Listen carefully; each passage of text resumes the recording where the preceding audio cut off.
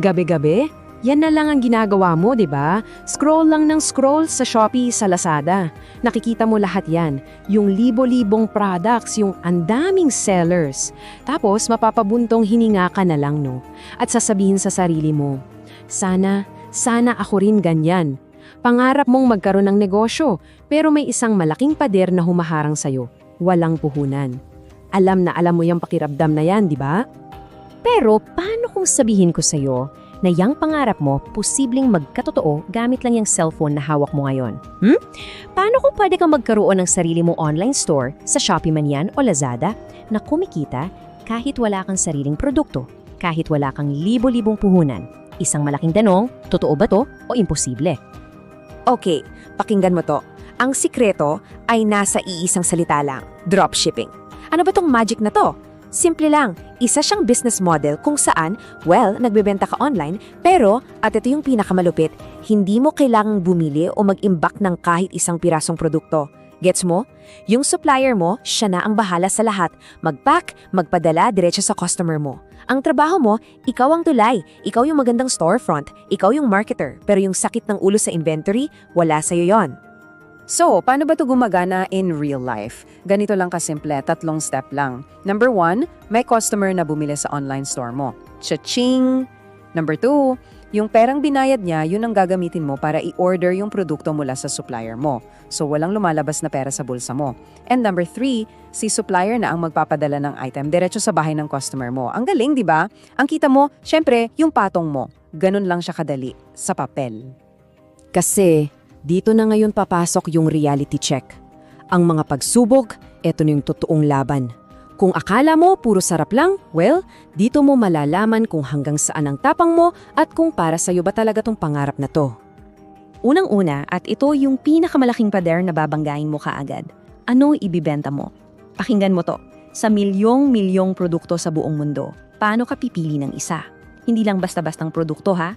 Ang kailangan mo ay isang winning product. Yung tipong hinahanap-hanap talaga ng tao at hindi sila magdadalawang isip na ilabas ang wallet nila. Sa totoo lang, dito pa lang, marami na ang sumusuko. Pero syempre, may paraan. Hindi to basta hula-hula.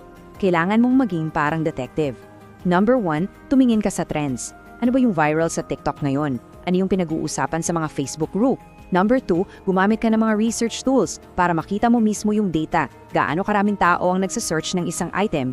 And 3, huwag kang tumingin sa malayo. Baka nasa paligid mo lang ang sagot. Baka may mga local suppliers dyan na may mga hidden gems. Tandaan mo to ha, ang laban na to, panalo ka kung tama ang research mo. Okay, sige. Let's say nakahanap ka na ng perfect product. Ginalingan mo, nag-set up ka ng napakagandang online store.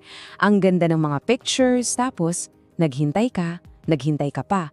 Pero ang taning maririnig mo lang ay kuliglik. Walang dumarating. Para kang nagtayo ng napakagandang mall sa gitna ng disyerto. Yun yung tanong, di ba? Paano kung walang pumunta? Nakakakilabot isipin. Hindi sapat na may tindahan ka lang. Kailangan mong isigaw sa mundo na bukas ka. Dito na papasok yung marketing. Maraming paraan. Pwede kang gumamit ng ads sa loob mismo ng Shopee at Lazada para pag may nag-search, ikaw ang una nilang makikita. Pwede mo rin gamitin lahat ng free promo tools na binibigay nila. At syempre, social media. Kailangan mong mag-ingay, kailangan mong magparamdam, kailangan mong dalhin yung mga tao sa tindahan mo. So, okay na, may sales na. Pero, teka muna. Dito ngayon, lalabas yung mga problema na hindi mo in-expect. Yung mga customer na galit, nasa na order ko? Yung mga tanong na sinagot mo na ng 10 beses. Yung mga gustong mag-return ng item kahit walang sira. At on top of all that, yung mga hidden fees ng platform na dahan-dahang kinakain yung konti mong kita. Paano ka ngayon? Paano mo haharapin yung gulo na yan? Okay, hinga. Ang sagot dyan, 2 salita lang. Sistema at pasensya. Kailangan mo ng sistema sa pagsagot sa mga tanong para hindi ka mabaliw. Kailangan mo ng sistema sa pag-handle ng returns at ang pinaka-importante sa lahat, kailangan mo ng pasensya na kasing haba ng NLEX. Dahil linawin natin, hindi ito get-rich-quick scheme. Isa itong tunay na negosyo na may tunay na problema. Pero kapag nalagpasan mo lahat ng yan, yung pagdududa, yung hirap, yung puyat, dito mo na ngayon matitikman ng tagumpay. Yung matamis na bunga ng lahat ng pinaghirapan mo. Baka sa simula, maliit lang. Yung unang 10,000 pesos mo in sales for 1 month. Baka sabihin ng iba, ang liit niyan.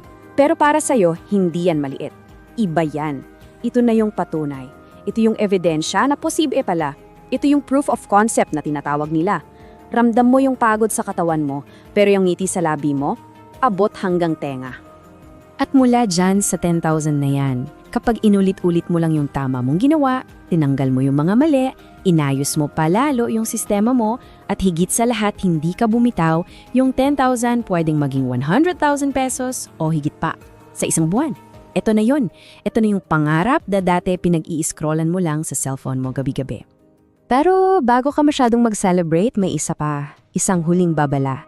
Dahil kapag nandoon ka na sa taas, kapag kumikita ka na wag kang magiging kampante.